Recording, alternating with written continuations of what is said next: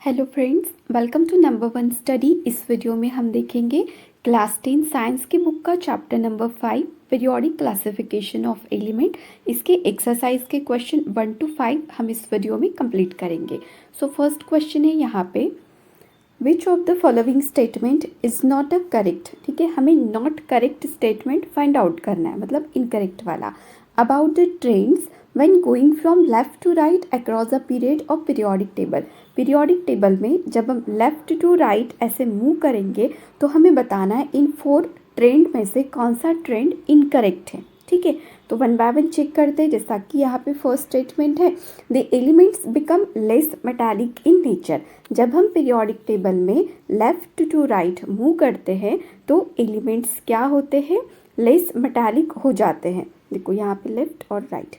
तो जितना कि हमें पता है पीरियोडिक टेबल में यहाँ पे एक जिगजैग लाइन रहती है, राइट, जिसे हम क्या बोलते हैं, मेटलॉइड्स।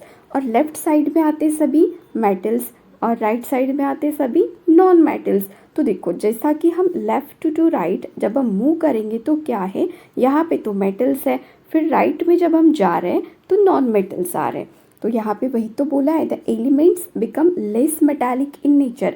जब हम लेफ्ट टू राइट मूव करते तो एलिमेंट क्या हो जाते, यहाँ पे आके लेस मेटालिक हो जाते। तो फर्स्ट स्टेटमेंट करेक्ट है और हमें क्या बताना है, नॉट अ करेक्ट, इनकरेक्ट वाला बताना है। ठीक है, तो हमारा फर्स्ट स्टेटमेंट भी हमारा आंसर नहीं है।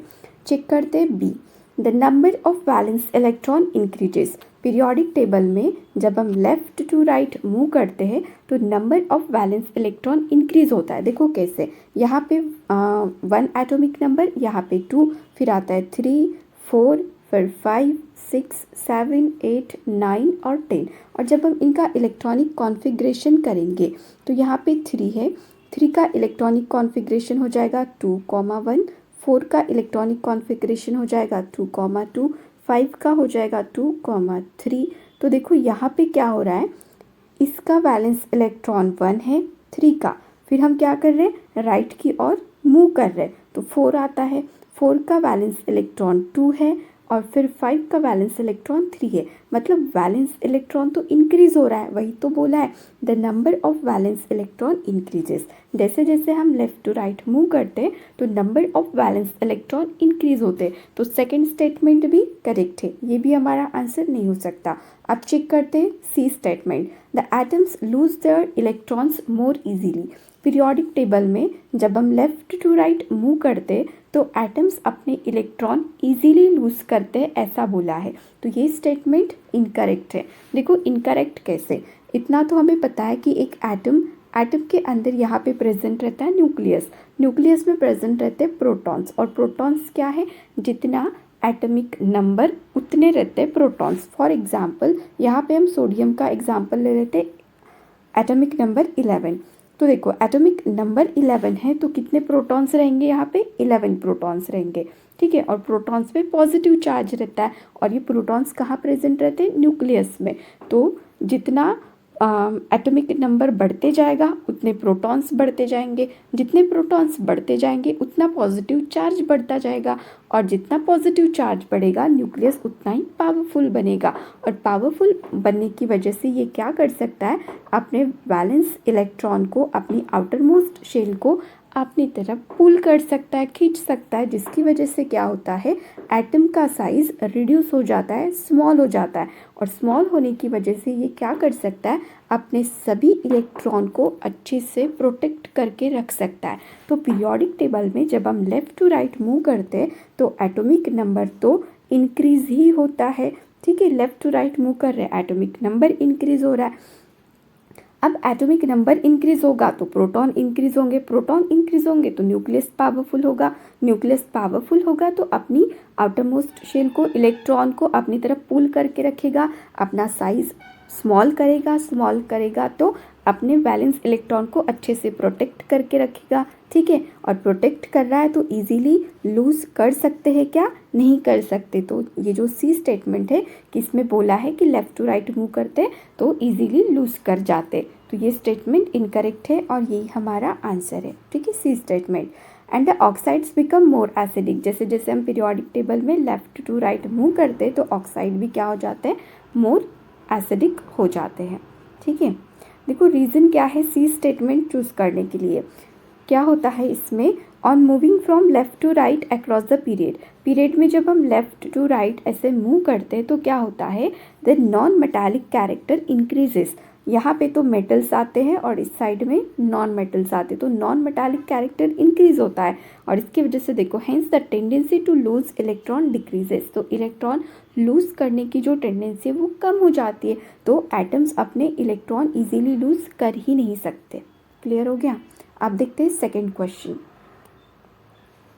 सेकेंड क्वेश्चन में बोला है element X forms a chloride with the formula XCl2 which is solid with a high melting point, X would most likely to be in the same group of the periodic table as। अब देखो यहाँ पे एक कोई भी element है जिसका नाम यहाँ पे नहीं बताया है, X बोला गया है जिसे, ठीक है, तो हमें यहाँ पे X फाइंड आउट करना है जो कि क्लोराइड के साथ देखो क्या फॉर्मूला बनाता है, XCl2 ये फॉर्मूला बनाता है। अब देखो ये कंपाउंड फॉर्म करना तो हमने चैप्टर में सीख लिया था, ये कैसे बनेगा XCl2, जब इस X की वैलेंसी 2 रहेगी तब ये कंपाउंड बनेगा XCl2, ठीक है। तो हमें यहाँ से ऐसा एलिमेंट फाइंड आउट करना है जिसकी वैलेंसी कितनी आएगी, 2 आएगी। तो चेक करते वन बाय वन। सोडियम का एटॉमिक नंबर रहता है 11 और इसका इलेक्ट्रॉनिक कॉन्फ़िगरेशन हो जाएगा 281, 1 आ रहा है, ठीक है, तो वैलेंसी कितनी हो जाएगी इसकी 1, ये भी हमारा आंसर नहीं है, ठीक है। मैग्नीशियम एटॉमिक नंबर 12 है, इसका इलेक्ट्रॉनिक कॉन्फ़िगरेशन हो जाएगा 282, तो इसकी वैलेंसी कितनी है 2 है, तो यही हमारा आंसर है मैग्नीशियम। हमें 2 वैलेंसी चाहिए थी, ठीक है। देखो यहाँ पे XCl2 है ना, तो हम लिखेंगे यहाँ पे मैग्नीशियम और यहाँ पे क्लोरीन, मैग्नीशियम की वैलेंसी 2, क्लोरीन की 1। Now this 2 goes to chlorine and 1 goes to magnesium and the compound is MgCl2, ठीक है, MgCl2। तो आंसर हो गया हमारा मैग्नीशियम। अब देखते हैं third question. Question number third में बोला है विच एलिमेंट हैज़, देखो मतलब हमें यहाँ पे एलिमेंट का नाम बताना है, ठीक है। 2 शेल्स, यहाँ पे क्लियरली बोला है 2 शेल्स, तो कितनी शेल्स लगने वाली है 2 शेल्स, तो हम लिख लेते हैं K और L shell. Both of which are completely filled, दोनों शेल कम्प्लीटली फिल्ड है। K शेल की कैपेसिटी कितने इलेक्ट्रॉन्स की रहती है 2 इलेक्ट्रॉन्स, L शेल की 8 इलेक्ट्रॉन्स की। तो हमें बताना है इसका एटॉमिक नंबर और एलिमेंट का नाम। तो हम क्या करेंगे, इनको प्लस करेंगे, 8 + 2 कितने हो जाते हैं 10, तो एटॉमिक नंबर कितना आ गया 10, और 10 किसका एटॉमिक नंबर है नियॉन का। आप देखते हैं इसका बी पार्ट, बी में बोला गया है द इलेक्ट्रॉनिक कॉन्फ़िगरेशन 281, इसका हमें एटॉमिक नंबर और एलिमेंट बताना है। तीनों का प्लस करेंगे, ठीक है, 2 + 8 कितने हो जाते हैं 10, 10 + 2 कितने होते हैं 12, और 12 देखो किसका एटॉमिक नंबर है मैग्नीशियम का, ठीक है, तो बी का आंसर हो जाता है मैग्नीशियम। अब देखते हैं C question, a total of 3 shell, देखो यहाँ पे 3 शेल के बारे में बोला है तो हम यहाँ पे 3 शेल लिख ही लेते हैं। इनकी टोटल हम यहाँ पे निकाल लेंगे क्योंकि टोटल बोला है। With 4 electron in its valence shell, valence shell में कितने इलेक्ट्रॉन्स लिखने हैं 4। अब देखो यहाँ पे 3 शेल्स ही लग रही है, इसका मतलब 100% M शेल बैलेंस शेल है, तो बैलेंस शेल में कितने इलेक्ट्रॉन्स लिखने हैं 4। अब यहाँ पे बैलेंस शेल ये लास्ट शेल है, इसका मतलब K और L क्या है फिल्ड है, K की कैपेसिटी 2, L की कैपेसिटी 8, तीनों का जब हम प्लस करेंगे तो 2 + 8 10, 10 + 4 14, 14 एटॉमिक नंबर आ रहा है, और 14 किसका एटॉमिक नंबर है सिलिकॉन का। अब देखते हैं इसका D part, a total of 2 shells, ठीक है, अ टोटल ऑफ 2 शेल्स, इसका मतलब कितनी शेल्स लगेंगी 2 shells, with 3 electron in its valence shell, ठीक है। अब यहाँ पे 2 ही शेल्स है तो ये वाली बैलेंस शेल रहेगी, और कितने इलेक्ट्रॉन्स है बैलेंस में 3, तो K शेल की कैपेसिटी तो 2 इलेक्ट्रॉन्स की रहती है, जब हम इनका प्लस करेंगे तो कितना आएगा 5, और 5 एटॉमिक नंबर किसका है बोरॉन का। अब देखते हैं इसका ई पार्ट, ई में बोला है twice as many electron in its second shell as in its first shell. देखो सेकेंड शेल की बात हो रही है, फर्स्ट शेल की बात हो रही है, मतलब यहाँ पे 2 शेल्स लगेंगे, और ये जो सेकेंड शेल है यहाँ पर जो भी हम इलेक्ट्रॉन्स लिखेंगे वो क्या होना चाहिए, इसका ट्वाइस होना चाहिए। K शेल में हम कौन कौन से इलेक्ट्रॉन लिख सकते हैं 1 और 2 लिख सकते, 3 लिख सकते क्या नहीं, क्योंकि K की कैपेसिटी 2 इलेक्ट्रॉन्स की है, तो हम यहाँ पे लिखेंगे 2, 1 नहीं लिख सकते, 1 का करेंगे तो एल शेल में 2 आएगा, ठीक है। और ऐसा हम लिखते नहीं है, पहले तो के शेल को कम्प्लीटली फिल्ड करेंगे। देखो अगर हम के में 1 लिखेंगे और एल में 2 लिखेंगे, ये सही है क्या? नहीं, पहले इसको फुलफिल करो। यहाँ पे 2 है ना, तो यहाँ पे 2 नहीं लिख सकते, पहले यहाँ पे 2 लिखो फिर यहाँ पे 1 लिखो। तो हम यहाँ पे 1 नहीं ले सकते, क्या लेंगे हम? 2। 2 का ट्वाइस करेंगे यहाँ पे 4। 2 + 4 कितने हो जाते? 6। और 6 एटॉमिक नंबर किसका है? कार्बन का। तो हमारे ई का आंसर हो जाता है कार्बन। अब देखते हैं फोर्थ क्वेश्चन। फोर्थ का ए पार्ट हमें यहाँ पे बोला है, what property do all elements in the same column of the periodic table as boron have in common. अब देखो यहाँ पे बोरॉन का पूछा गया है, हो सकता है आपको कार्बन का पूछा जाए, नाइट्रोजन का पूछा जाए, ठीक है। आपको आंसर तो सेम ही बताना है सभी में। मतलब यहाँ पे क्या बोला है कि बोरॉन का जो ग्रुप है, फिर यहाँ पे तो बहुत सारे एलिमेंट के नाम आएंगे, ठीक है। तो हमें ये बताना है कि ये जो सभी बोरॉन के ग्रुप वाले एलिमेंट्स हैं, इनमें ऐसी कौन सी बात है जो कॉमन है। तो क्या कॉमन होगा? इन सब की वैलेंसी सेम रहेगी, वैलेंस इलेक्ट्रॉन सेम रहेंगे सभी के। यही चीज़ हमें यहाँ पे बतानी है। और देखो बी पार्ट में भी वही बोला है, what property do all elements in the same column of the periodic table as fluorine. जैसा कि यहाँ पे बोरॉन का पूछा गया था, यहाँ पे फ्लोरीन का पूछा है। इसमें भी वैलेंसी सेम रहेगी, वैलेंस इलेक्ट्रॉन सेम रहेंगे। देखो आंसर वही है। Elements in the same column और अ ग्रुप, एक ही कॉलम में आने वाले, एक ही ग्रुप में आने वाले सभी एलिमेंट्स, यहाँ पे बोरॉन का बोला गया है तो सबकी वैलेंसी 3 रहेगी, ठीक है। बोरॉन के बाद नीचे नीचे जितने भी एलिमेंट्स आएंगे सबकी वैलेंसी 3 रहेगी और सबके वैलेंस इलेक्ट्रॉन भी 3 रहेंगे। बोरॉन के बाद जो भी एलिमेंट आता है, उसके बाद जो भी एलिमेंट आता है, सबकी वैलेंसी 3 रहेगी, सबके वैलेंस इलेक्ट्रॉन भी 3 रहेंगे। सेम फ्लोरीन के साथ, बस यहाँ पे एसिडिक ऑक्साइड रहते हैं, ठीक है, एंड हैव 7 इलेक्ट्रॉन्स रहेंगे वैलेंस इलेक्ट्रॉन। और वैलेंसी कितनी रहेगी? 1 रहेगी, क्योंकि ये हैलोजन ग्रुप है ना, ग्रुप 17 में आता है।